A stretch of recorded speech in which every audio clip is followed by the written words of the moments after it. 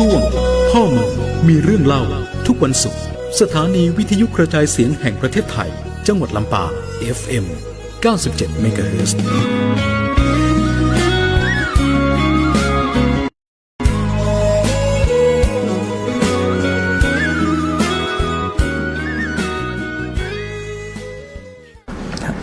สวัสดีครับ สวัสดีครับต้อนรับคุณผู้ฟังเข้าสู่รายการผู้ว่าผู้ประชาชนช่วงพ่อเมืองมีเรื่องเล่าประจำวันศุกร์ที่ 27 กุมภาพันธ์ 2569 ครับซึ่งออกอากาศเป็นประจำนะครับในทุกวันศุกร์นะครับในช่วงเวลา 8 นาฬิกาเป็นต้นไปจนถึง 9 นาฬิกานะครับทางสถานีวิทยุกระจายเสียงแห่งประเทศไทยจังหวัดลำปางนะครับหรือว่าสวท.ลำปางกรมประชาสัมพันธ์นะครับผ่านทางคลื่น FM 97 เมกะเฮิรตซ์นะครับอีกคลื่นความถี่หนึ่งก็คือที่ AM 549 กิโลเฮิรตซ์นะครับสถานีวิทยุกระจายเสียงแห่งประเทศไทยเพื่อการเรียนรู้และเตือนภัยภาคเหนือแล้วก็รีรันอีกครั้งหนึ่งนะครับในวันอาทิตย์นะครับที่ทางอสมท.ลำปางนะครับทางคลื่น FM 99 เมกะเฮิรตซ์นะครับเพื่อที่จะประชาสัมพันธ์ในเรื่องของการสร้างการมีส่วนร่วมหรือว่าสร้างการรับรู้ในเรื่องของการบริหารจัดการในเรื่องของราชการแบบบูรณาการนะครับตามแผนพัฒนาจังหวัดลำปางครับสำหรับในวันนี้นะครับผมได้รับเกียรติจากทางด้านนายกฤษณพินิจรองผู้ว่าราชการจังหวัดลำปางนะครับผู้ร่วมรายการในวันนี้นะครับโอกาสนี้นะครับขอเชิญท่านรองผู้ว่าราชการจังหวัดลำปางนะครับทักทายคุณผู้ฟังและก็ผู้ชมทางบ้านเลยครับสวัสดีครับสวัสดีท่านผู้ชมผู้รับฟังรายการผู้ว่าพบประชาชนนะครับช่วงพ่อเมืองมีเรื่องเล่าทุกท่านครับพบกันอีกครั้งหนึ่งนะครับกับช่วงพ่อเมืองมีเรื่องเล่านะครับวันนี้ก็เป็นวันศุกร์ที่ 27 นะครับกุมภาพันธ์ 2569 ก็มีหลายๆเรื่องนะครับที่เป็นผลการดำเนินการนะครับหรือว่าเป็นสิ่งที่หลายๆภาคส่วนในจังหวัดลำปางของเรานะครับจะมีการดำเนินการในช่วงระยะเวลาอันใกล้นี้นะครับมาเล่าสู่กันฟังนะครับให้พี่น้องประชาชนได้รับรู้รับทราบครับครับในประเด็นแรกของวันนี้นะครับท่านรองครับวันนี้ก็คือถ้าจะไปพูดถึงเรื่องของการบูรณาการในเรื่องของการให้ทุกภาคส่วนนั้นมีความร่วมมือในเรื่องของแม่น้ำวังที่เห็นกันอยู่ตอนนี้นะครับท่านครับคือในส่วนของจังหวัดลำปางเนี่ยเรามีการวางแผนไว้ยังไงบ้างครับครับพวกเราชาวลำปางก็คงทราบกันดีอยู่แล้วนะครับว่าแม่น้ำวังเนี่ยก็เป็นสายเลือดใหญ่ที่สำคัญนะครับเป็นแม่น้ำที่สำคัญเราก็คงได้เรียนกันมาแต่เด็กนะครับแม่น้ำสำคัญในประเทศไทยก็ปิงวังยมน่านเป็นต้นกำเนิดของแม่น้ำเจ้าพระยานะครับแม่น้ำวังก็เป็นแม่น้ำอีกสายหนึ่งนะครับซึ่งมีความสำคัญอย่างยิ่งเลยแล้วก็มีต้นกำเนิดนะครับก็อยู่ในจังหวัดลำปางของเรานะครับในช่วงรอยต่อกับจังหวัดเชียงรายแล้วก็พื้นที่ส่วนใหญ่ของแม่น้ำวังที่ไหลผ่านเนี่ยก็จะอยู่ในจังหวัดลำปางของเรานะครับท่านก็คงจะเห็นว่าแม่น้ำวังของเรานะครับมันก็มีการเปลี่ยนผ่านที่สำคัญนะครับโดยเฉพาะช่วงแม่น้ำวังที่ไหลผ่านตัวเมืองลำปางของเราเนี่ยนะครับโดยเฉพาะในช่วงเขตเทศบาลนครเนี่ยซึ่งเป็นตัวเมืองที่มีการอยู่อาศัยหนาแน่นเนี่ยเราคงจะเห็นว่าสภาพน้ำนะครับหรือว่าคุณภาพน้ำเองเนี่ยมันก็มีความจำกัดนะครับมีความเสื่อมลงโดยเฉพาะช่วงที่ไหลผ่านตัวเมืองนะครับเราจะเห็นว่าโดยเฉพาะในช่วงหน้าแล้งเนี่ยน้ำก็มีปริมาณไหลน้อยนะครับแล้วก็ยังมีคุณภาพที่ไม่ดีนะครับจะเรียกว่าเสียนะครับก็ได้ในช่วงเมืองนะครับอันนี้ก็เป็นเพราะว่าส่วนหนึ่งนะครับเนื่องจากว่าระบบบำบัดน้ำเสียในตัวเมืองเราเนี่ยมันอาจจะยังไม่ครอบคลุมในพื้นที่เมืองทั้งหมดนะครับมันมีบางส่วนเท่านั้นเองที่ถูกรวบรวมไปแล้วก็นำไปบำบัดนะครับแต่บางส่วนเนี่ยก็ยังไม่ได้อยู่ในระบบบำบัดนะครับมีการปล่อยลงซึ่งบางส่วนก็ลงสู่แม่น้ำวังอย่างที่เรารับทราบกันนะครับโดยเฉพาะหน้าแล้งที่น้ำน้อยเนี่ยก็จะทำให้คุณภาพของแม่น้ำเนี่ยมันมีความจำกัดนะครับอันนี้ก็เป็นสิ่งที่ชาวลำปางของเรานะครับท่านได้ให้ข้อสังเกตมานะครับให้ข้อเสนอแนะมาว่าควรจะมีการปรับปรุงคุณภาพของแม่น้ำวังนะครับโดยเฉพาะอย่างยิ่งครับอันนี้ท่านนายกเทศบาลนครลำปางนะครับท่านก็เป็นหน่วยงานหลักเลยเป็นหน่วยงานเจ้าภาพเป็นหน่วยงานเจ้าของพื้นที่นะครับที่ต้องการที่จะพัฒนาปรับปรุงของคุณภาพแม่น้ำวังนะครับซึ่งการทำงานในเรื่องนี้นะครับท่านผู้ว่าการจังหวัดลำปางท่านก็ให้ความสำคัญแล้วก็มันเป็นเรื่องที่เราจะต้อง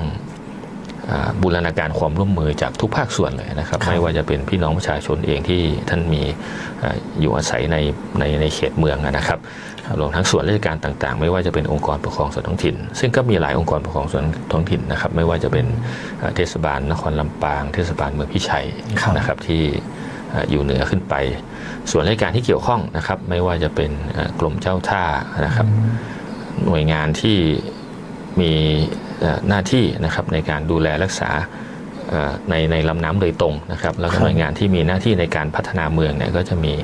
กรมโยธาธิการและผังเมืองนะครับอันนี้เป็นตัวอย่างหน่วยงานที่ผมยกขึ้นมานะครับซึ่งการทำงานของจังหวัดลำปางของเราเนี่ยเราก็แบ่งเป็นระยะเร่งด่วนนะครับระยะเร่งด่วนระยะกลางแล้วก็ระยะยาวนะครับเราก็จะเห็นว่าช่วงที่ผ่านมานะครับก็จะมีกลุ่มคนนะครับที่เข้าไปช่วยกันทำความสะอาดนะครับบริเวณ2ฝั่งแม่น้ำนะครับทำความสะอาดมีการตัดต้นไม้เก็บกำจัดวัชพืชอะไรที่อยู่ริมตลิ่งนะครับทำให้มันมีความเป็นระเบียบเรียบร้อยก็สวยงามยิ่งขึ้นนะครับแล้วก็ทำให้แม่น้ำเนี่ยมันสามารถไหลได้สะดวกขึ้นนะครับอันนี้เป้าหมายในระยะเร่งด่วนเนี่ยก็คือต้องการที่จะทำสองฝั่งเลยนะครับในระยะเร่งด่วนก็มีระยะแรกอยู่นะครับระยะแรกก็คือทำตั้งแต่ฝายยางขึ้นมาตั้งแต่ฝายยางขึ้นมาครับตั้งแต่ฝายยางขึ้นมาเนี่ยนะครับขึ้นมาทางฝั่งซ้ายของแม่น้ำวังนะครับไปจนถึงสะพานพิชัยหรือว่าสะพานเสตุวารีนะฮะขึ้นไปประมาณสักเหนือสะพานขึ้นไปสัก200 เมตรซึ่งตอนนั้นก็จะเป็นเขตของเทศบาลตำบลพิชัยแล้วผมเห็นตอนนี้ที่ผมผ่านมาทุกวันนะครับมันน่าไปเดินเล่นมากเลยครับครับอันนั้นก็เป็นสะอาดมากเลยเป็นความตั้งใจมันก็เป็นเรื่องหนึ่งของการพัฒนาเมืองนะฮะเมืองมันคงจะต้องมีพื้นที่สีเขียวพื้นที่สันทนาการนะครับให้ประชาชนได้มาใช้ประโยชน์นะครับเห็นคนเดินวิ่งกันตอนเย็นเยอะเลยครับเราก็อยากจะให้เป็นอย่างนั้นนะครับแต่มันอาจจะมีบางช่วงที่มันยังไม่ต่อเนื่องกันอันนี้ก็เป็นเรื่องเป้าหมายระยะยาวอีกเรื่องหนึ่งนะครับแต่เรื่องด่วนตอนนี้นะครับอย่างที่ผมเรียนให้ทราบว่าระยะเร่งด่วนขั้นที่1เนี่ยนะครับเราก็มีความตั้งใจที่จะพัฒนา2ฝั่งแม่น้ำวังนะครับเริ่มตั้งแต่ฝายยางขึ้นไปจนถึงเหนือสะพานเสตุวารีแล้วก็ย้อนกลับลงมาจนถึงฝั่งขวานะฮะย้อนกลับลงมาจนถึงฝายยางอีกครั้งหนึ่งนะครับทั้งไปทั้งกลับเนี่ยก็รวมแล้วประมาณเกือบ8 กิโลเมตรนะ8 กิโลเมตรทั้งตลอดทั้งแนวเนาะทั้ง2ฝั่งนะฮะ2ฝั่งนะเพราะว่าฝั่งทางถ้าเรามองทางฝั่งที่เป็นตัวเมืองนะครับฝั่งซ้ายเนี่ยมันจะมีถนนเป็นบางจุดเท่านั้นเองที่จะเลียบแม่น้ำวังนะครับแต่ฝั่งขวาเนี่ยตลอดทางเลยมันจะเป็นถนนเลียบแม่น้ำวังนะครับใช่ครับอันนี้เป็นข้อจำกัดอยู่นะครับซึ่งต้องขอบคุณนะครับหลายๆหน่วยงานเลยที่ท่านส่งคนมาช่วยนะครับไม่ว่าจะเป็นทางเรือนจำทางเรือนจำเนี่ยมี3เรือนจำนะครับมี3เรือนจำก็คือเรือนจำกลางลำปางทันทสถานบำบัดพิเศษลำปางแล้วก็สถานกักขังกลางลำปางนะครับ3หน่วยเนี่ยก็ส่งคนมาช่วยวันหนึ่งประมาณ20 คนเยอะเหมือนกันนะครับทุกวันทุกวันมีทางมทบด้วยมทบ32ท่านก็ส่งทหารมาช่วยนะครับกรมน.จังหวัดลำปางนะครับที่ทำการปกครองจังหวัดลำปางเนี่ยก็ส่งสมาชิกกองอาสารักษาดินแดนมาทุกวันครับก็ยังมีหลายๆหน่วยนะครับที่ท่านโดยเฉพาะที่ขาดไม่ได้คือเทศบาลนครลำปางแม่งานใหญ่เลยท่านก็ส่งคนของท่านมาช่วยทุกวันเกือบ20 คนรวมๆแล้ววันหนึ่งใช้คนประมาณ50 คนเครื่องจักรนะครับมาจากที่ไหนครับเครื่องจักรโดยหลักๆก็จะเป็นของเทศบาลนครลำปางส่วนใหญ่เลยใช่ไหมครับใช่ครับมีอบจ.สนับสนุนบางส่วนแล้วก็มีศูนย์สร้างทางด้วยนะครับที่สนับสนุนมาในช่วงแรกนะครับแต่ถ้าหลักๆเนี่ยก็จะเป็นของเทศบาลนครลำปางนะครับเรื่องคนเนี่ยวันหนึ่งก็ประมาณ50 คนตอนนี้เราทำมาก็น่าจะเกือบเดือนแล้วนะน่าจะเกือบเดือนแล้วครับซึ่งเราเริ่มจุดที่เริ่มครั้งแรกเนี่ยก็คือด้านหลังวัดเกาะเวลุการามทำอยู่ตรงนั้นหลายวันนะเป็นอาทิตย์ผมเห็นตั้งแต่ตอนที่ยังไม่ได้ทำเนี่ยคือมันจะเป็นป่าเหมือนต้นอ้อผสมกับหญ้าอะไรสักอย่างที่มันดูแบบแน่นเลยนะครับตรงนั้นนะครับตรงนั้นเป็นสภาพเดิมเนี่ยเป็นเขื่อนเรียงหินซึ่งทำรักษาป้องกันตลิ่งไว้น่าจะนานประมาณผมว่าตั้งแต่ปี3กว่าๆมันก็30 ปีแล้วโหระยะแล้วสภาพพอแม่น้ำมันหลากมาในแต่ละปีเนี่ยมันก็พัดพาตะกอนดินตะกอนทรายมาทับถมครับมันก็กลายเป็นเนินเป็นดินแล้วก็ต้นไม้อะไรก็ขึ้นมาอย่างเงี้ยครับก็ต้องทำให้มันกลับสู่สภาพเดิมให้ใกล้เคียงมากที่สุดนะครับ ก็แต่ก็ไม่เป็นไปการรบกวนสภาพตลิ่งเดิมนะครับเราจำกัดในส่วนของวัชพืชของต้นไม้ออกเท่านั้นเองครับตอนนี้ก็วันนี้นะครับณวันนี้ที่เราพูดกันเนี่ยวันศุกร์ที่27เนี่ยคณะก็จะเริ่มวกกลับลงมาแล้ว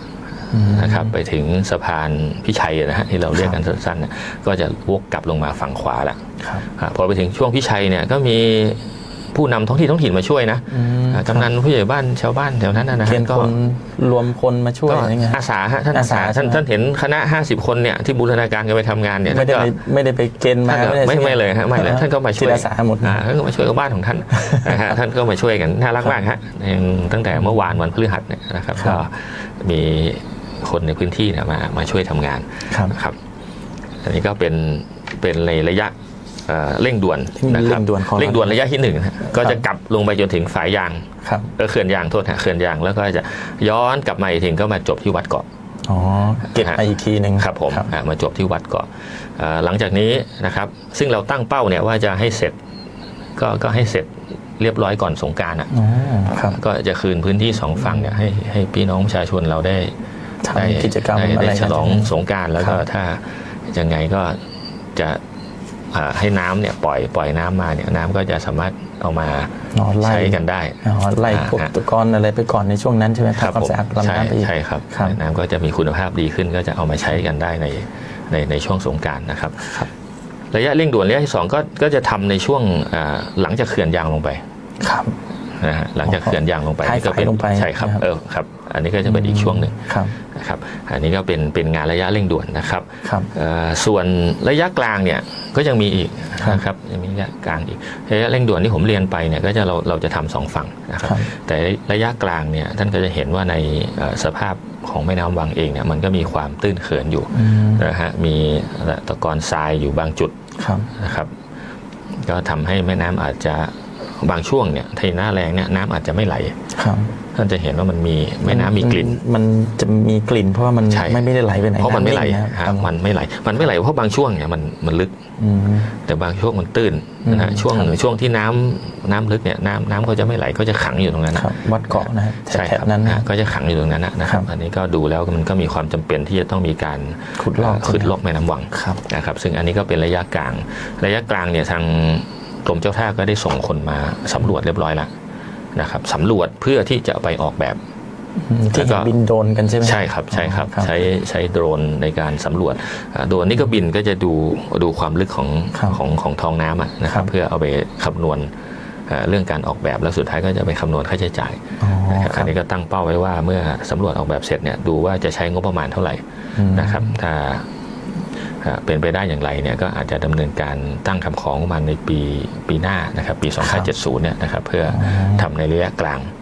ขุดลอกระยะยาวทั้ง6กิโลนี้ทั้งหมดเลยใช่ไหมใช่ครับตั้งแต่ฝายเขื่อนยางขึ้นมานะครับจนถึงประมาณสะพานพิชัยหรือสะพานเสตุวารีนะครับอันนี้เป็นระยะกลางซึ่งทางกรมเจ้าท่าก็เรียบร้อยแล้วครับมาสำรวจออกแบบเสร็จแล้วตอนนี้ท่านก็กลับไปประมาณราคาเรื่องค่าใช้จ่ายเลยจะมาคุยอีกครั้งหนึ่งนะครับอันนี้เป็นระยะกลางส่วนระยะยาวอย่างที่ผมเรียนนะครับว่าแม่น้ำที่ไหลผ่านตัวเมืองเนี่ยมันมีความจำเป็นที่จะต้องดูในภาพรวมนะครับของการพัฒนาเมืองนะครับอันนี้ทางกรมโยธาธิการและผังเมืองเนี่ยท่านมีภารกิจในการจัดทำผังเมืองอยู่แล้วนะครับแล้วปัจจุบันเนี่ยผังเมืองรวมเมืองลำปางเนี่ยก็อยู่ระหว่างการทำใหม่ยังไม่เสร็จใช่ไหมครับตอนนี้ยังกำลังจะทำแผนที่เพราะว่าตัวผังเมืองรวมเมืองลำปางเดิมเนี่ยก็จะหมดอายุละนะครับแล้วก็จะต้องมีการทำผังใหม่ซึ่งการจัดทำผังใหม่เนี่ยเราก็จะให้มีการครอบคลุมในเรื่องของการดูพื้นที่2ฝั่งแม่น้ำวังด้วยนะครับโดยเฉพาะในช่วงที่ไหลผ่านตัวเมืองเนี่ยก็จะมีการออกแบบยังไงนะครับมันก็จะไปถึงประเด็นที่ทางท่านดีเจสอบถามเมื่อสักครู่นะครับว่าพื้นที่2ฝั่งเนี่ยนะครับบางคนจะต้องมีการพัฒนายังไงให้มันต่อเนื่องกันท่านจะเห็นว่าตอนนี้บางช่วงมันก็ยังไม่เหมือนกันนะไม่เหมือนกันนะครับบางช่วงเป็นเขื่อนเรียงหินบางช่วงเป็นถนนเป็นคอนกรีตนะครับแต่บางช่วงก็ยังเป็นดินเลยนะครับมันก็ยังมีความแตกต่างกันอยู่นะฮะแล้วที่สำคัญไม่ต่อเนื่องกันด้วยไม่ต่อครับเพราะเลยว่าบางทีมันเหมือนกับว่าเราจะสัญจรผ่านเส้นนี้ได้นะบางทีช่วงที่ไม่ได้ จราจรแออัดอะไรเงี้ยครับแต่ก็ไม่ได้ทั้งสุดก็ต้องวกกลับที่เดิมก็เอาเป็นว่ามันยังก็ตั้งเสียเวลาเท่าเดิมอยู่ใช่ครับอันนี้ก็เป็นในระยะยาวนะครับซึ่งมันก็จะเป็นเรื่องของการออกแบบเมืองละการวางผังเมืองและออกแบบเมืองการออกแบบเมืองก็ยังมีเวลาเพิ่งเริ่มเมื่อต้นปีนี้นะครับก็ใช้เวลาประมาณ2 ปีนะการจะทำผังเมืองเนี่ยนะครับเพราะมันต้องผ่านกระบวนการรับฟังความคิดเห็นหลายๆขั้นตอนอยู่นะครับการประกาศให้รับทราบร่วมกันก็จะพอดีฮะก็มันก็อาจจะใช้กับประมาณปี72ประมาณปี72นะครับในเมื่อผังเมืองจะประกาศใช้นะครับตัวใหม่นะครับแล้วก็ในขณะเดียวกันครับเมื่อกี้ตอนต้นเนี่ยผมพูดถึงเรื่องการรวบรวมระบบบำบัดน้ำเสียนะครับอันนี้ทางท่านผู้ว่าการจังหวัดเนี่ยท่านก็ไปคุยกับองค์การจัดการน้ำเสียนะครับซึ่งเป็นองค์การที่อยู่ในสังกัดกระทรวงมหาดไทยนะมาช่วยออกแบบเพื่อที่บ่อบำบัดใหม่อย่างเงี้ยนะครับตัวบ่อบำบัดเรามีพื้นที่อยู่แล้วนะครับมีบ่ออยู่แล้วซึ่งความสามารถของบ่อบำบัดเนี่ยมันยังสามารถรับน้ำเสียได้อีกเยอะแต่ปัญหาของเราคือระบบรวบรวมน้ำเสียเรายังไม่มีระบบรวบรวมน้ำเสียที่ครอบคลุม 100% ในเขตเมืองใช่มันยังแยกกันอยู่ใช่ไหมอันนี้ก็ทิ้งฝั่งนี้อันนี้ที่เอาไปบำบัดได้ก็ไปบำบัดใช่ครับแต่บางส่วนมันไหลลงแม่น้ำวังมันเอาไปบำบัดได้ส่วนหนึ่งเท่านั้นเองซึ่งก็จะเป็นส่วนทางใต้ของเมืองลำปางส่วนทางใต้แต่ส่วนทางเหนือขึ้นมาเนี่ยจะยังไม่มีระบบบำบัดอันนี้ทางอจน.ก็ได้มาดูแล้วนะครับแล้วก็พูดคุยกับทางเทศบาลนครลำปางแล้วนะครับก็จะมีการออกแบบระบบรวบรวมนะครับรวบรวมน้ำเสียเนี่ยให้ครอบคลุมพื้นที่เทศบาลนครลำปางทั้งหมดนะครับแล้วก็นำไปสู่พื้นที่ที่เป็นบ่อบำบัดของเราน่าจะเป็นงบประมาณที่ใหญ่ก้อนใหญ่เหมือนกันนะครับอันนี้ก็น่าจะใช้งบประมาณในส่วนแต่เรียนว่าอย่างนี้ครับที่เราเชิญทางอจน.มาเนี่ยเนื่องจากองค์การจัดการน้ำเสียเนี่ยท่านมีภารกิจที่ดูแลเรื่องเกี่ยวกับการจัดการน้ำเสียโดยเฉพาะนะครับเมืองใหญ่ๆหลายเมืองเนี่ยท่านก็ไปทำมาอย่างเช่นเชียงใหม่อย่างเงี้ยอจน.ก็ไปช่วยทำระบบบำบัดน้ำเสียมานะครับอันนี้ก็สุดท้ายพอทำเสร็จมันก็จะมีการส่งมอบภารกิจให้กับองค์กรปกครองส่วนท้องถิ่นอันนี้ก็เป็นในระยะยาวอีกเรื่องหนึ่งนะครับระยะยาวแต่อันนี้ไม่ยาวมากนะเราตั้งเป้าหมายว่าถ้าเป็นไปได้เนี่ยเมื่ออจน.จัดทำออกแบบอะไรแล้วเสร็จเนี่ยถ้าเป็นไปได้ก็อยากจะให้ตั้งงบประมาณในปี2570แล้ว2570ครับอันนี้ก็เป็นถือว่าไวนะถ้าทำได้ครบถ้วนทั้งระบบเนี่ยแม่น้ำวังเราก็จะมีคุณภาพน้ำให้ดี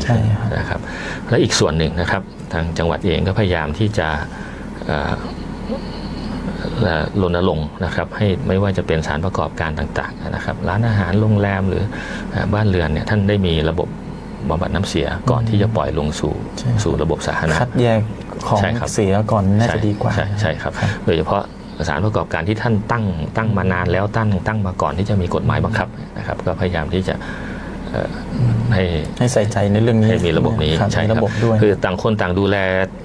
น้ำเสียของตัวเองนะครับพอไปรวมเป็นระบบใหญ่เนี่ยมันก็จะน้อยลงครับมันจะเป็นภาระในการบริหารจัดการน้อยลงครับอันนี้ก็เป็นสิ่งที่เป็นเรื่องที่ทำอยู่ในปัจจุบันเป็นความหวังของพี่น้องประชาชนชาวลำปางในเขตเทศบาลนครลำปางแล้วก็ส่วนที่ต่อเนื่องไปนะครับถ้าน้ำสะอาดที่ไหนมันก็จะมีกิจกรรมอย่างเช่นสงกรานต์ที่จะถึงนี้คือท้ายฝ่ายไปเขาทำขวดแตะหมดแล้วนะครับก็พร้อมที่จะดูสะพานดำอะไรแล้วนะครับเล่นน้ำสงกรานต์ถ้าต่อไปในอนาคตที่จะทำต่อไปเนี่ยก็หวังเป็นอย่างยิ่งครับที่จังหวัดลงมาขนาดนี้แล้วผมว่าพี่น้องประชาชนได้ปลื้มแน่นอนเลยครับก็ต้องการที่จะเป็นของขวัญปีใหม่เมืองให้กับพี่น้องชาวลำปางเรานะครับได้มีแม่น้ำที่ใช่ไหมเราลงไปเล่นได้อะไรเงี้ยอย่างสบายใจอะไรเงี้ยครับผมน้ำใสน้ำสะอาดกันสงกรานต์ได้ครับอันนี้ก็เป็นสิ่งที่อยากต้องการมาเล่านะครับของขวัญของจังหวัดลำปางนะความร่วมมือทุกท่านนะทุกภาคส่วนนะครับก็ได้ช่วยกันดูแลแม่น้ำวังซึ่งก็อย่างที่ผมเรียนตอนต้นนะครับว่าก็เป็นเส้นเลือดใหญ่ของลำปางของเราก็ว่าได้นะครับครับจากเรื่องน้ำนะครับคือในส่วนของการท่องเที่ยวจังหวัดเราหรือว่าอย่างอื่นนะครับยังมีในส่วนของทางด้านกิจกรรมส่งเสริมพระพุทธศาสนาครับท่านรองครับก็จะมีเทศกาลที่ใกล้มาถึงก็คือเทศกาลอย่างเช่นเทศกาลมาฆบูชาของจังหวัดลำปางเราเนี่ยนะครับที่จังหวัดลำปางเราเนี่ยมีกิจกรรมอะไรที่จะจัดขึ้นไหมครับครับมีครับที่เราทราบกันนะครับว่าอาทิตย์หน้านะครับวันที่3 มีนาเนี่ยก็จะเป็นวันมาฆบูชาก็อย่างที่เรา ทราบกันแต่เด็กนะครับความสำคัญของวันมาฆบูชาก็คือพระสงฆ์ 1,250 รูปนะครับมาโดยไม่ได้นัดหมายมาครับมาพบกันโดยไม่ได้นัดหมายนะครับแล้วก็พระสงฆ์ทั้ง 1,250 รูปเนี่ยก็เป็นพระอรหันต์ทั้งสิ้นนะครับแล้วก็เป็นพระที่ได้รับการบทสมบทโดยพระพุทธเจ้านะครับอันนี้ก็จึงเป็นที่มาที่ไปว่าทำไมวันเนี้ยจึงเป็นวันสำคัญนะครับในจังหวัดลำปางของเราก็เช่นเดียวกับทุกปีนะครับเราก็มีการจัด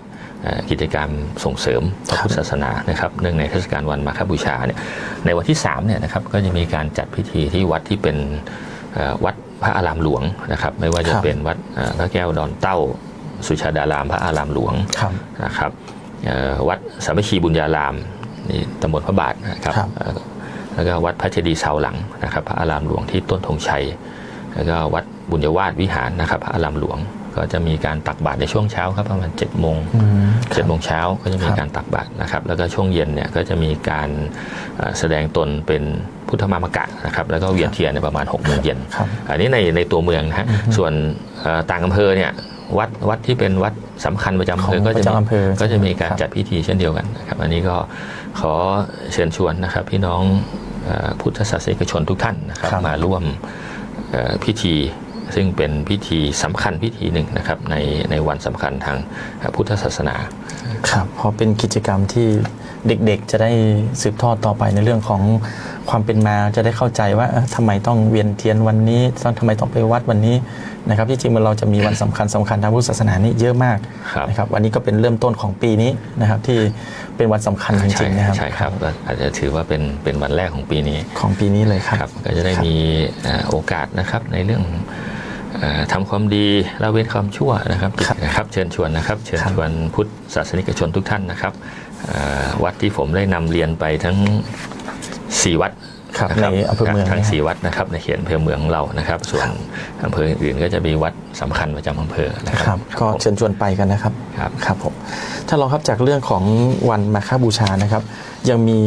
ที่เกี่ยวข้องกับเรื่องของทางประวัติศาสตร์ของเราที่ความเป็นมาอื่นๆในเรื่องของสิ่งศักดิ์สิทธิ์ต่างๆในบ้านเรานะครับแล้วก็เรื่องของการจัดงานที่ผมเห็นมาตั้งแต่ปีก่อนแล้วที่มีการทำตัวเขาเรียกว่าเป็นมรดกหรือว่าตัวฐานนะครับแต่ตอนนี้คือของจังหวัดลำปางเรากำหนดที่จะมีการจัดพิธีอัญเชิญพระรูปพระเจ้าอนันตยศไปประดิษฐานที่แท่นพระราชานุสาวรีย์ที่วัดพระเจ้าทันใจเนี่ยนะครับ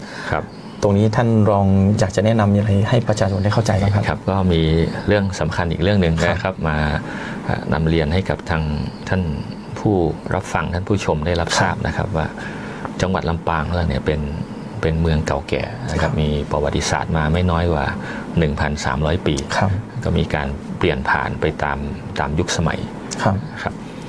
ทางเครือข่ายนะครับลำปางรักเมืองเก่าเนี่ยท่านก็เห็นถึงความสำคัญของแนวนี้นะครับก็คือว่าลำปางเราเป็นเมืองเก่าเนี่ยก็ได้มีการจัดพิธีเชิญนะครับพระรูปพระเจ้าอนันตยศเนี่ยซึ่งถือว่าเป็นปฐมกษัตริย์ของเขตหลังนครเลยก็ว่าได้นะครับซึ่ง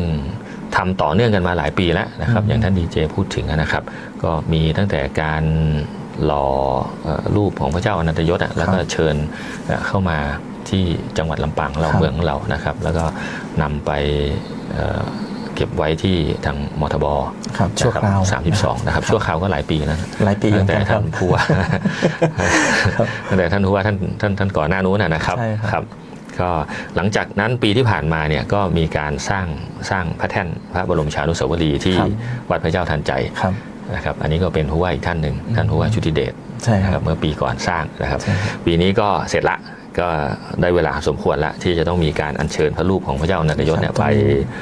ประดิษฐานที่พระแท่นที่สร้างนะครับก็3 ขั้นตอนนะฮะก่อนจะใช้เวลาหลายปีเหมือนกันนะครับซึ่งก็กำหนดว่าเป็นวันที่14 มีนาคมเนี่ยนะครับ2569เนี่ยเวลา7 โมงครึ่งอันนี้ก็เป็นการริเริ่มเลยนะครับของเครือข่ายรักลำปางรักเมืองเก่าเนี่ยนะครับร่วมกับมทบ32ในการที่จะจัดพิธีนี้ถือว่าเป็นงานใหญ่เลยนะครับเป็นงานใหญ่ครับก็ต้องถือว่าถ้าเราถือว่าท่านพระเจ้าอนันตยศเนี่ยเป็นปฐมกษัตริย์ของเขตหลังนครเนี่ยมันก็เหมือนกับเราเชิญกษัตริย์เจ้าเมืองกษัตริย์นะกษัตริย์เข้าเมืองใช่ไหมครับกษัตริย์เข้าเมืองนะครับกษัตริย์เข้าเมืองเพราะงั้นพิธีก็ต้องสม สมพระเกียรติครับสมพระเกียรติของกษัตริย์นะครับในเรื่องของการเข้าเมืองเนี่ยซึ่งกำหนดวันที่14นะครับก็จะมีการเชิญ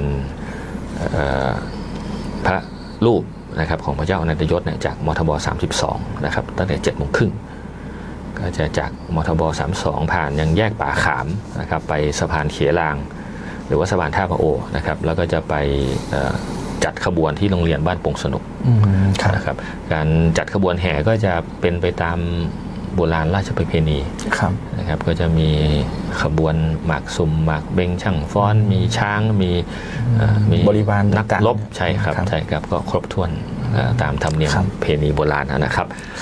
จากนั้นประมาณ 9:59 น.เนี่ยก็จะไปสิทธานที่วัดนะครับก็จะมีพิธีตามครับมีพิธีอัญเชิญแล้วก็มีประเพณีตามประเพณีนะครับสิ่งที่จะเรียนพ่อแม่พี่น้องประชาชนก็คือท่านที่อยู่ในระหว่างเส้นทาง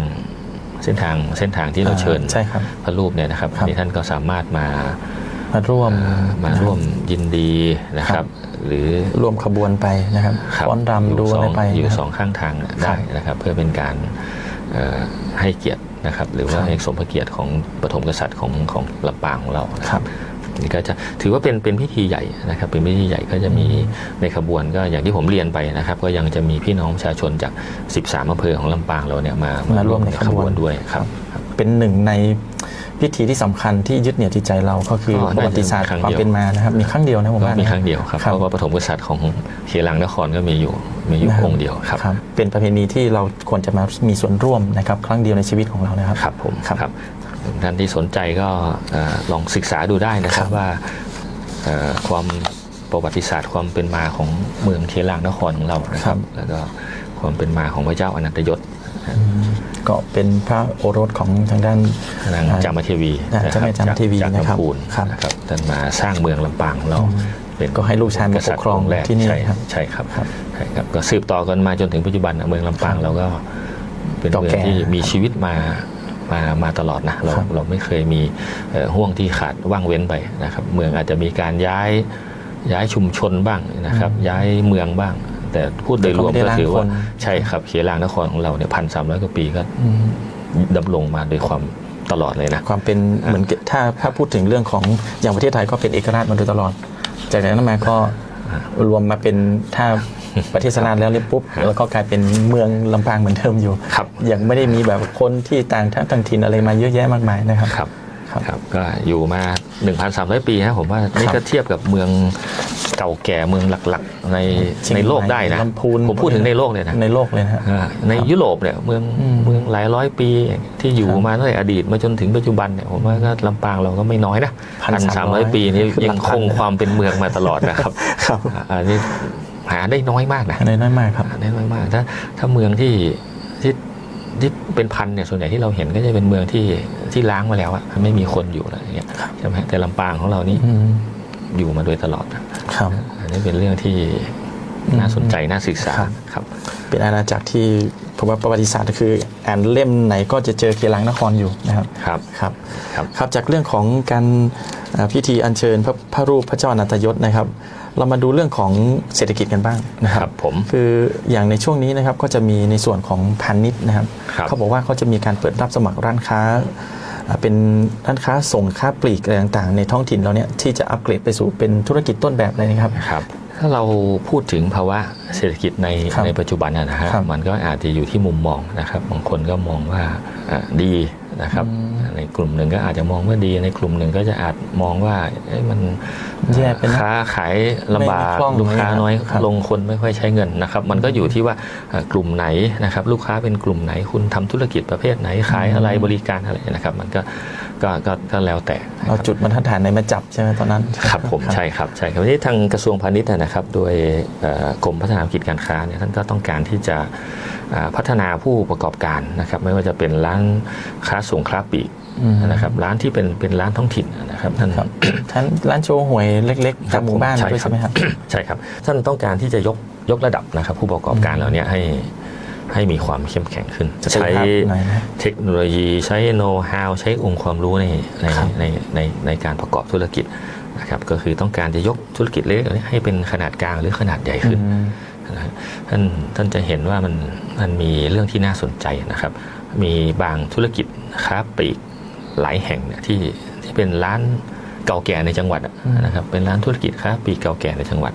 ตอนหลังท่านสามารถพัฒนาไปอีกระดับหนึ่งนะเป็นค้าปลีกในระดับหลายๆจังหวัดจากแต่ก่อนอยู่ในจังหวัดเดียวนะอาจจะมีสาขาเดียวตอนหลังท่านก็พัฒนาตัวเองขึ้นนะครับเป็นร้านค้าปลีก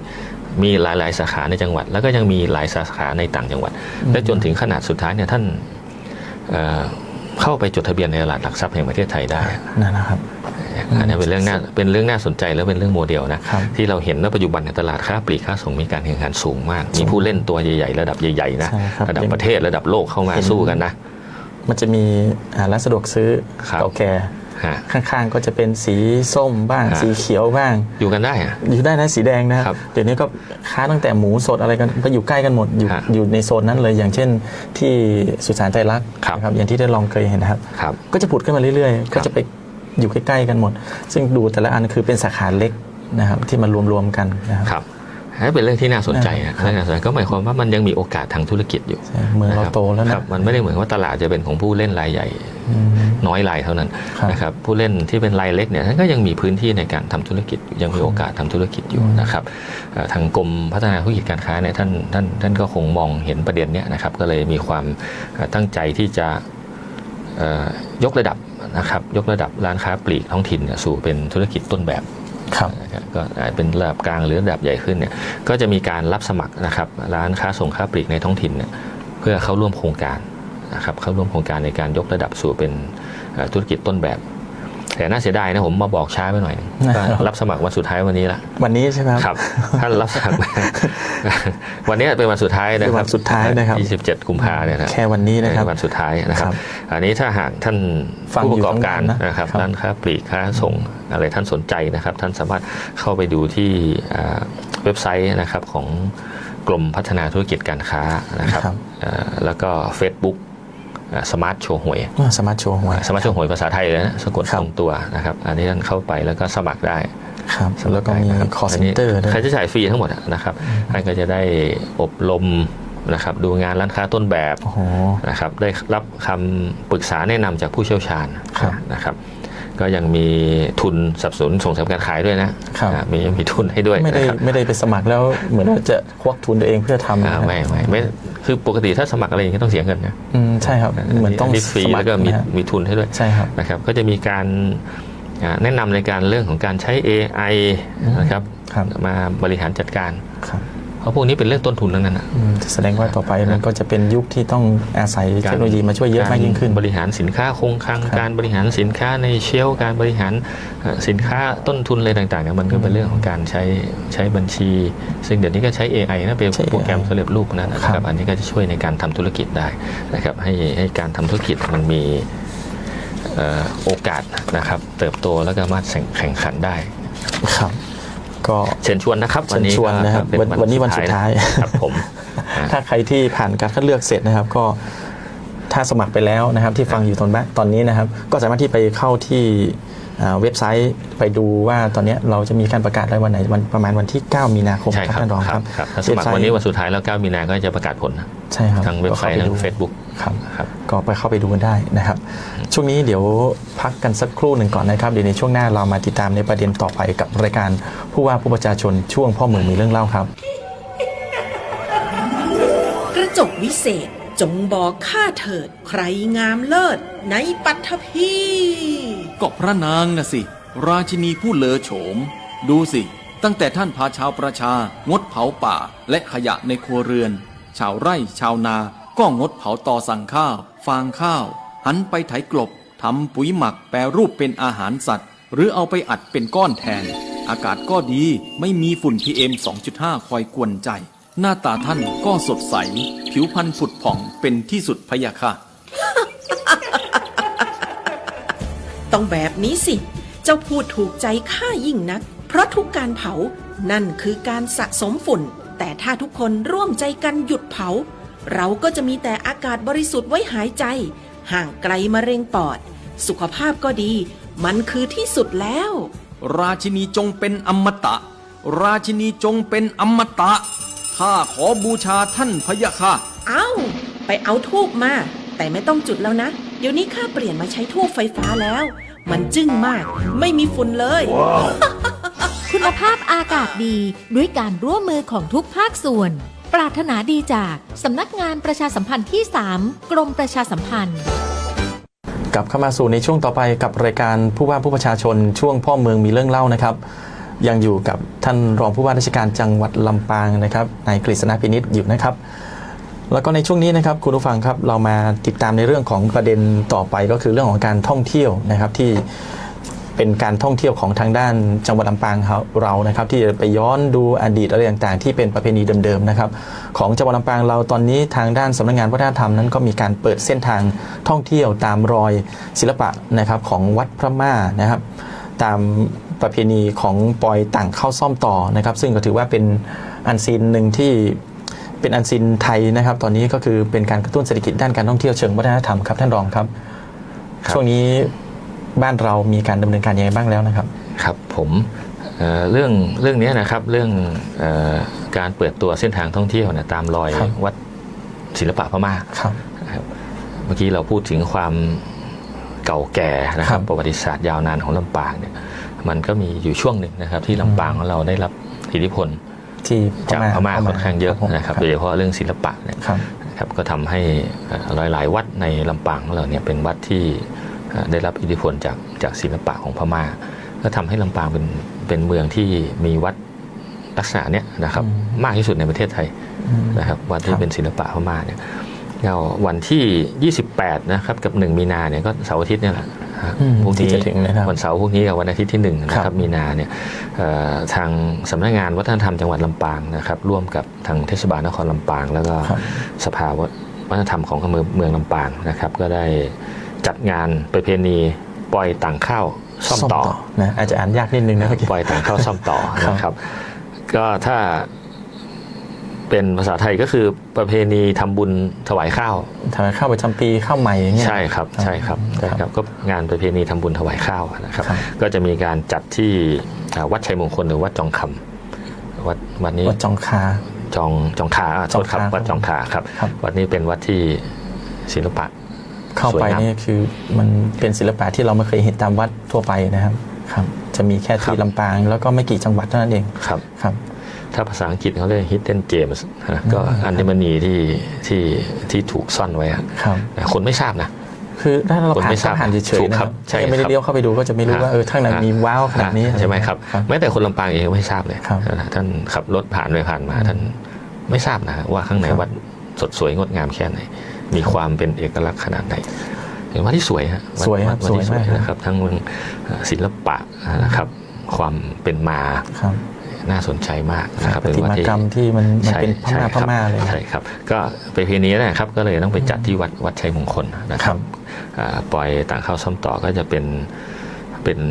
การแสดงให้เห็นความหลากหลายทางวัฒนธรรมของลำปางเรานะครับก็คือเรื่องความเป็นพหุวัฒนธรรมนะครับประเพณีก็จะเป็นประเพณีทำบุญถวายข้าวนะครับเพื่อเป็นพุทธบูชาเนี่ยซึ่งก็เป็นประเพณีของชาวพม่าหรือว่าชาวไทยใหญ่ครับซึ่งปีนี้ก็จะจัดอยู่2วันนะครับก็จะมีทั้งขบวนแห่ข้าวซ่อมต่อหลวงครับมีเรื่องการสาธิตทำแกงฮังเลกวนข้าวทิพย์ที่เราคุยกันเมื่อกี้ก็มีเยอะแยะครับผมตีกองปูจานะครับมีการแสดงศิลปะวัฒนธรรมพม่ามีนิทรรศการภาพเก่านะครับที่เรื่องจะเป็นการเล่าเรื่องของคนพม่าหรือว่าชาวไทยใหญ่ที่อยู่ในจังหวัดลำปางของเรานะครับมีตลาดวัฒนธรรมของดีเมืองลำปางนะครับมีการประกวดชุดนุ่งขวยย่องนะครับเดี๋ยวต้องไปดู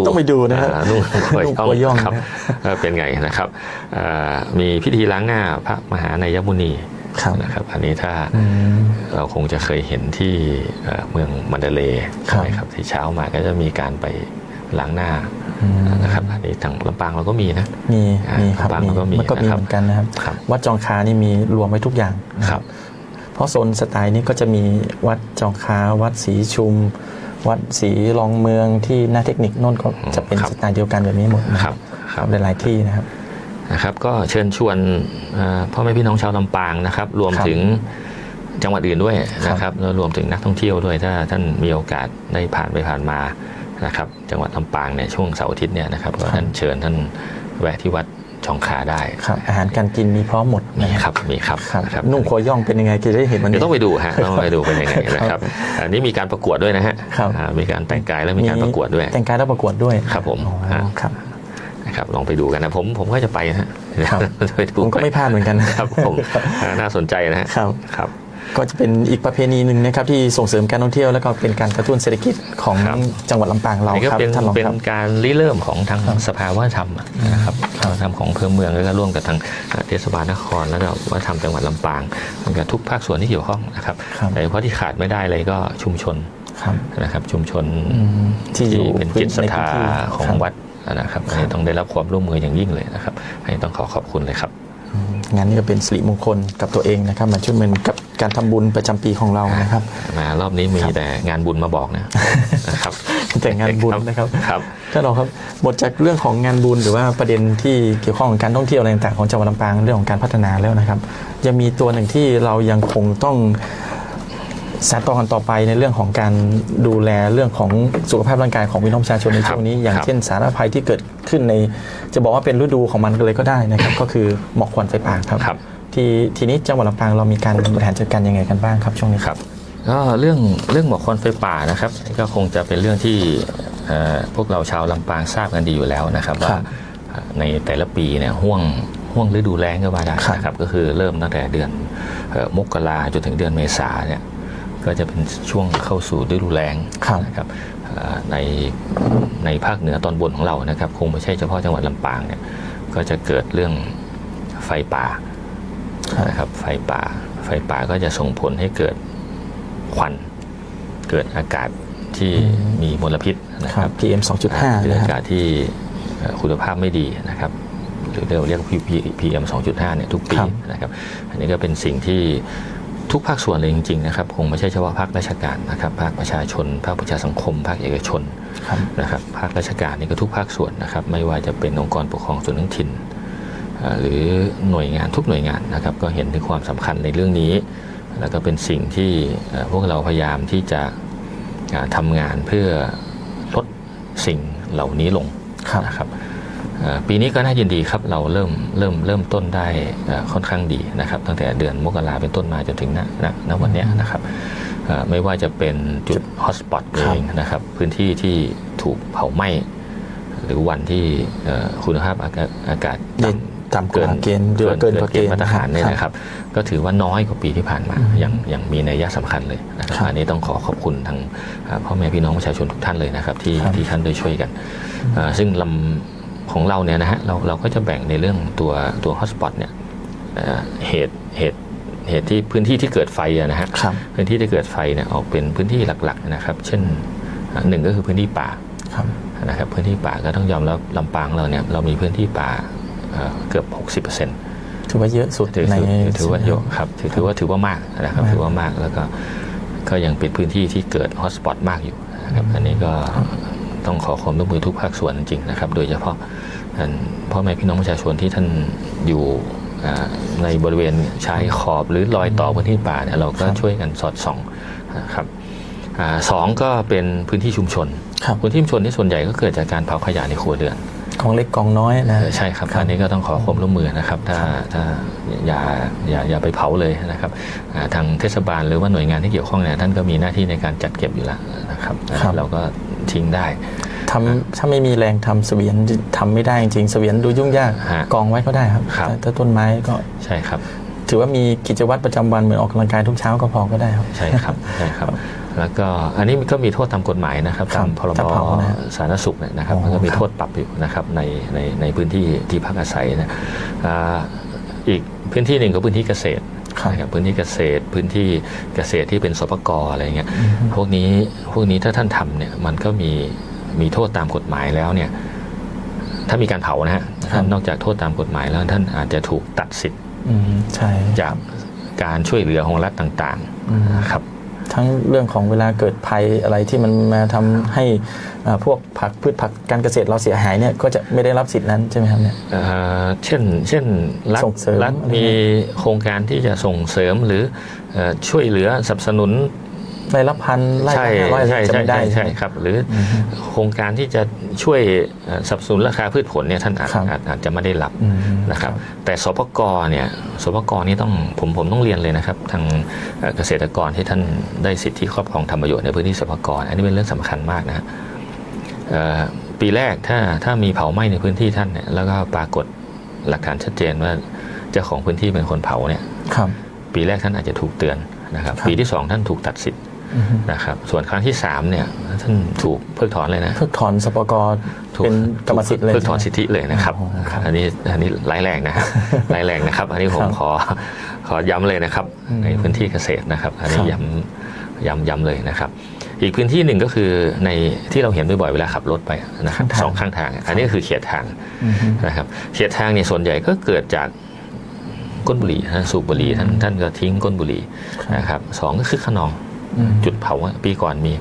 นะครับถูกจับดำเนินคดีมานะครับไม่มีอะไรท่านจอดรถเผาไม่รู้ทำไปทำไมบางทีความคึกขนองมันทำให้เสียเงินนะก็เสียเหมือนก็เสียประวัติตัวเองถ้าไม่มีเงินจ่ายก็ติดคุกอีกอะไรอย่างเงี้ยครับนะอันนี้ขออย่าเลยนะครับอย่าเลยนะครับมันเป็นผลกระทบกับคนในวงกว้างใช่ครับคนเดือดร้อนมันเดือดร้อนได้หมดนะครับในพื้นที่เนี่ยก็ขอความร่วมมือจริงๆนะครับคือเราก็พยายามยึดว่าถ้ามันไม่มีไฟเนี่ยมันก็คงไม่มีควันนะครับไม่มีควันก็ไม่มี PM 2.5นะฮะแต่ถ้าบ้านเราไม่เผาเนี่ยควันมันจะมาจากที่อื่นที่อะไรเนี่ยผมว่ามันก็ยังน้อยกว่าทุกคนดูแลบ้านตัวเองหมดนะครับต่างคนต่างดูแลบ้านตัวเองไม่ให้มีไฟเกิดขึ้นเนี่ยผมว่าคุณภาพอากาศโดยรวมเนี่ยมันก็ต้องดีโดยหลักเหตุและผลอยู่แล้วนะครับมันก็จะช่วยให้เราแบบมีอากาศบริสุทธิ์หายใจดีขึ้นนะครับเราก็ช่วยกันดูบ้านเราก่อนนะครับคนลำปางเราก็ดูบ้านของเราดูบ้านลำปางของเราเนี่ยนะครับเดี๋ยวบอกว่าช่วงนี้ที่ของใครของท่านในแต่ละจุดเนี่ยมันก็ดีขึ้นมาเพราะช่วงวัน2วันนี้เราเจอฝนเข้ามาช่วยนะครับคืออากาศก็เย็นลงมีความชื้นในอากาศเยอะอะไรเงี้ยก็ช่วยทำให้หมอกควันจะจางลงบ้างนะครับเหมือนรู้สึกว่าจะไปอยู่ประมาณสักอากาศดีมากในตอนนี้นะครับ19กว่าอะไรเงี้ยครับต่อลูกบาศก์เมตรแต่ก็อย่าชะล่าใจเพราะว่าอากาศร้อนมันร้อนแป๊บเดียวเนาะนะครับแต่ก็ต้องอยู่ที่พวกเราเองเนี่ยนะช่วยกันสอดส่องนะครับแต่ผมขอบคุณพ่อแม่พี่น้องประชาชนชาวลำปางนะครับว่าเรื่องสภาพสิ่งแวดล้อมอะไรก็อาจจะเป็นเรื่องหนึ่งนะครับแต่จริงๆก็คือคนนั่นแหละนะครับถ้าเราช่วยกันไม่ทำไม่เผานะครับช่วยกันสอดส่องช่วยกันดูแลช่วยกันห้ามช่วยกันปรามเนี่ยผมว่ามันช่วยได้เยอะนะครับช่วยได้เยอะคนนั่นแหละสำคัญครับเพราะหมอกควันในบ้านเราก็จะเป็นหมอกควันที่เราจะไม่รู้ว่ามันมาจากไหนแต่ถ้าเราไม่ได้ก่อเองเนี่ยมันก็จะดีกว่าจะช่วยทำให้มันน้อยลงไปนะครับทุกคนก็ดูบ้านของตัวเองนะครับอันนี้ก็ขอความร่วมมือนะครับทางท่านผู้ที่รับฟังรับชมอยู่นะครับเราช่วยกันดูแลนะครับพื้นที่ลำปางของเราครับเพราะอย่างช่วงที่เมื่อก่อนนะครับประชาชนต้องบอกว่าถ้าเกิดเพลิงไหม้อะไรต่างๆจะแจ้งที่ไหนเนี่ยครับเราจะมีช่องทางในของจังหวัดเราบ้างครับนอกจากจะเป็นของปภ.แล้วนะครับคือถ้าช่องทางในเรื่องของการแจ้งนะมันเป็นหน้าที่ขององค์กรปกครองส่วนท้องถิ่นทุกแห่งอยู่แล้วนะครับอันนี้ท่านสามารถแจ้งได้เลยแจ้งในพ่อหลวงกำนันผู้ใหญ่บ้านได้เลยใช่ไหมครับถ้าในกำนันผู้ใหญ่บ้านเนี่ยท่านในพื้นที่ของท่านเนี่ยท่านก็มีหน้าที่ในเรื่องของการดูแลอยู่แล้วนะครับแต่ถ้าคนที่มีหน้าที่จะต้องมาดูแลมาดับนะครับหรือมาบรรเทาเนี่ยทางองค์กรปกครองส่วนท้องถิ่นท่านก็จะมีเครื่องไม้เครื่องมือนะครับมีอุปกรณ์ทุกน้ำแล้วก็มีวิธีการอยู่แล้วพวกคนเหล่านี้ท่านก็จะถูกฝึกมานะครับอันนี้ที่ผมไม่ได้หมายความเฉพาะในเรื่องของไฟป่าอย่างเดียวนะครับคือหน้าแล้งเนี่ยมันก็มีไฟอย่างอื่นด้วยนะครับเพราะผมเคยมาออกรายการเนี่ยผมก็เคยพูดถึงเรื่องสายไฟ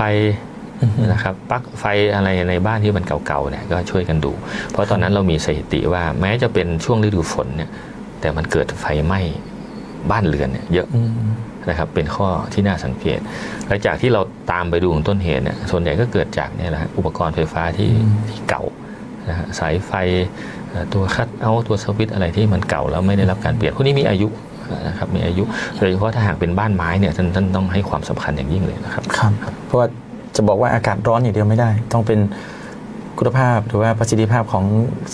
เครื่องใช้ไฟฟ้านั้นๆด้วยนะ ใช่ครับ อายุการใช้งานยาวนานหรือยัง ครับคนที่มีอายุมีอายุครับ 30-40 ปีผมว่าก็ไม่ค่อยไหวแล้ว ครับผมนะบางทีเราเสียน้อยนะฮะ ครับ เสียน้อยดีกว่าไปเสียมากเนี่ย มันทั้งหมดเลยนะครับ ผมใช่ครับไฟไหม้เนี่ยมันก็ครับ คือเห็นแต่ละครั้งที่เกิดขึ้นมานะครับเขาก็จะบอกว่าแค่สาเหตุมาจากไฟฟ้าลัดวงจรหมด ถูกครับ นะครับไฟฟ้าลัดวงจรหมด คือไม่ต้องไปสืบอะไรก็เห็นปุ๊บสุดท้ายก็ใช่หมดอะไรอย่างเงี้ยครับ คือตำรวจทั้งพิสูจน์หลักฐานเขาพิสูจน์ได้อยู่แล้วครับ ครับ ว่าตรงไหนคือต้นเหตุที่เกิดไฟนะครับต้นเหตุที่เกิดไฟมันมีอะไรตรงนั้นบ้างอะ ครับ ครับก็ดูได้อยู่แล้วครับ เรื่องของนอกจากจะเป็นเรื่องของอัคคีภัยที่เกิดตามบ้านเรือนนะครับท่านลองมีความห่วงใยในด้านไหนบ้างครับที่อยากจะให้พี่น้องประชาชน ช่วงนี้ก็อย่างที่ทราบกันครับว่าเข้าสู่ฤดูแล้งก็เต็มตัวแล้วนะครับฤดูแล้งเต็มตัวแล้วสิ่งที่มาพร้อมกับฤดูแล้งก็อากาศร้อน ครับ อันนี้ทราบกันอยู่นะครับสองก็คือพวกฝนพายุฝนฟ้าคะนองอะไรนะครับก็จะเกิดตามมา ครับ เราก็จะเห็นว่าในหลาย ๆพื้นที่นะครับที่ผ่านมาไม่ใช่ลำปางนะหลายพื้นที่เนี่ยก็จะเกิด ลูกเห็บ ฝนฟ้าคะนองนะครับลูกเห็บอย่างเงี้ยพายุฝนฟ้าคะนองแล้วก็มันเกิดความเสียหายกับบ้านเรือนที่อยู่อาศัยสิ่งปลูกสร้างอะไรพวกเนี้ยนะครับ ครับ อันนี้แต่ของลำปางของเราเนี่ยก็ผ่านมาแล้วนะครับในช่วงวันที่23 24 25 26ที่ผ่านมาเนี่ยก็ไม่เจอนะครับมีแต่ฝนก็แต่ในช่วงต่อไปนะครับอันใกล้เนี้ยไม่ว่าจะเป็นวันที่27ก็น่าจะมีฝนฟ้าคะนองบางส่วนเท่านั้นเองแต่ไม่เยอะนะไม่เยอะอันนี้ก็มาเรียนบอกกันไว้นะครับ ก็ดูความมั่นคงนะครับของบ้านเรือนเรา หรือว่าต้นไม้นะครับที่ดูแล้วกิ่งมันผุหรือว่าอะไรมีความเสี่ยงที่จะหักโค่นหรือตกลงมานะครับ เรื่องของหมอกควันเมื่อวานนี้ผมเห็นท่านผู้ว่าราชการจังหวัดลำปางนะครับที่ท่านไปในงานของวันรณรงค์ปลอดควันไฟป่านะครับผมเห็นเมื่อวานมีท่านผู้ว่าราชการจังหวัดแล้วก็ท่านรองพัชระไป ใช่ครับ นะครับก็เป็นกิจกรรมหนึ่งก็เป็นการสร้างจิตสำนึกให้ประชาชนนะครับให้รับรู้เรื่องนี้นะครับ เพราะส่วนใหญ่ในช่วงนี้ลำปางผมว่ายังมีการช่วยเหลือกันดีในเรื่องของการเจ้าหน้าที่ต่างๆในแต่ละจุดนะครับที่มีการลาดตระเวนกันอยู่แล้วก็ประชาชนก็เป็นหูเป็นตาคอยบอกเจ้าหน้าที่เกิดปุ๊บเข้าไปดับทันทีแล้วก็ใช้เทคโนโลยีก็คือเรื่องของดาวเทียมที่ตรวจจับนะครับมันก็แม่นยำในระดับหนึ่งเหมือนกันนะครับเจ้าหน้าที่ก็เข้าไปไวมากนะครับก็เจ้าหน้าที่ก็ทำงานเต็มที่นะครับเจ้าหน้าที่ทำงานเต็มที่ไม่ว่าจะเป็นเจ้าหน้าที่ในส่วนของหน่วยงานที่เกี่ยวข้องโดยตรงนะครับเกี่ยวกับพื้นที่ป่านะครับเหมือนชุดเสือต่างๆนะครับหรือชุดที่เข้าไปดับไฟป่านะครับชุดขององค์กรปกครองส่วนท้องถิ่นนะครับกำนันผู้ใหญ่บ้านเราก็ได้กำลังจากทหารมาด้วยนะครับได้กำลังจากทหารพรานที่มาช่วยดูแลในพื้นที่ด้วยนะครับอันนี้ก็เป็นเจ้าที่ที่ทำงานอยู่ในพื้นที่เรื่องเทคโนโลยีนะครับเราก็มี บางพื้นที่นะฮะบางพื้นที่เรามีกล้องวงจรปิดดูนะครับบางพื้นที่เรามีโดรนตรวจด้วยนะครับแต่มันก็มีข้อจำกัดอยู่นะครับถ้าเกิดจุดไฟไหม้เนี่ยถึงแม้เราจะทราบว่าตรงนี้เกิดจุดไฟไหม้แต่บางทีคนเข้าไม่ได้เจ้าหน้าที่เข้าไม่ได้ทึบเขาอย่างนี้นะมันเป็นหน้าผาเป็นหินปูนเนี่ยนะครับเจ้าหน้าที่ไม่สามารถเข้าถึงได้ถึงเข้าได้ก็มีความเสี่ยงไม่ปลอดภัยใช่ครับการปฏิบัติการของเราเนี่ยเราเน้นที่ความปลอดภัยของเจ้าหน้าที่ก็ต้องมาเป็นนะครับความปลอดภัยของเจ้าหน้าที่ก็ต้องมาเป็นอันดับแรกนะครับถ้ามันมีความเสี่ยงทางหัวหน้าชุดหัวหน้าหน่วยประเมินแล้วมันมีความเสี่ยงมันเข้าไม่ได้เนี่ยมันก็คงไม่คุ้มที่จะเอาคนไปเสี่ยงเอาไว้เป็นโปรเทคในส่วนที่ข้ามไปเข้าไปสู่วิธีการมันก็คงไม่ใช่ดับละนะครับวิธีการมันก็คงจะต้องเป็นการทำแนวป้องกันไม่ให้ลุกลามนะครับเพราะงั้นต้นเหตุสำคัญที่สุดครับพื้นที่ไหนที่มีเยอะๆมากครับส่วนใหญ่ของลำปางเราก็เกิดในพื้นที่ป่านะครับถ้าจำนวนนะถ้าวัดเป็นสัดส่วนของจำนวนที่เกิดเนี่ยนะครับในพื้นที่ป่าปีนี้แปลกนะฮะเพราะว่าผมดูย้อนหลังเนี่ยของลำปางเราจะไล่ที่ผ่านมาจะไล่จากทางใต้นะใช่ครับทางแม่พริกทางเถินเนี่ยเพราะความแรงเนี่ยมันจะขึ้นมาจากทางใต้อยู่ด้านใต้ก่อนเส้นศูนย์สูตรนะครับตามเส้นศูนย์สูตรนะฮะขึ้นมาจากด้านใต้ก่อนทางแม่พริกทางเถินเนี่ยก็จะช่วงต้นปีเนี่ยก็จะเกิดเยอะ แต่ปีนี้ แปล เกิ ก ด ใช่ไหม ทางเหนือครับ เกิดทางพื้นที่ทางเหนือเยอะครับ ครับ มากกว่าทางใต้อย่างมีนัยสำคัญ ในส่วนของจังหวัดเนี่ยมีการดูแลเจ้าหน้าที่ยังไงกันบ้างครับที่เข้าไปในป่า ครับถ้าเจ้าหน้าที่เราหนึ่งนะครับท่านก็เราก็มีพวกนะครับอุปกรณ์เครื่องไม้เครื่องมือละอันนี้ก็ส่วนหนึ่งนะครับสองก็จะมีพวกอาหารน้ำดื่มนะครับ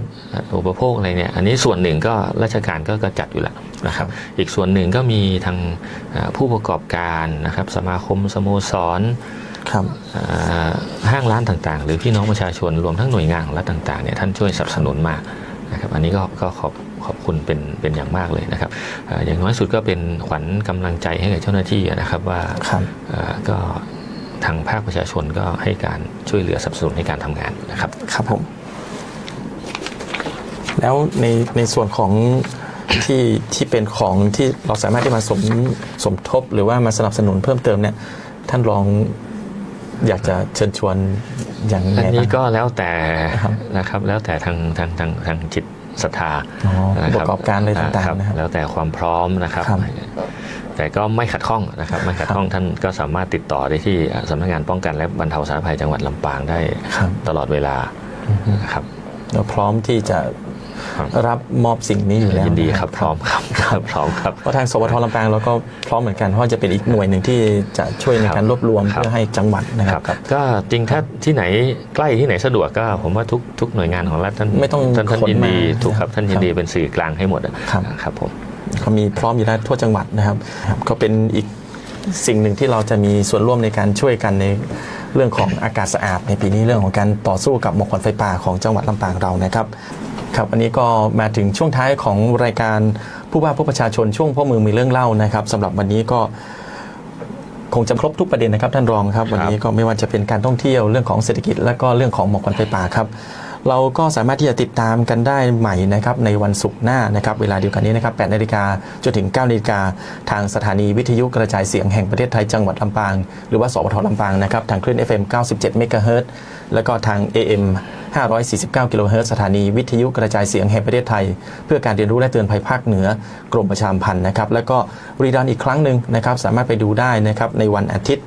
นะครับที่ทางอสมทลำปางนะครับทางคลื่น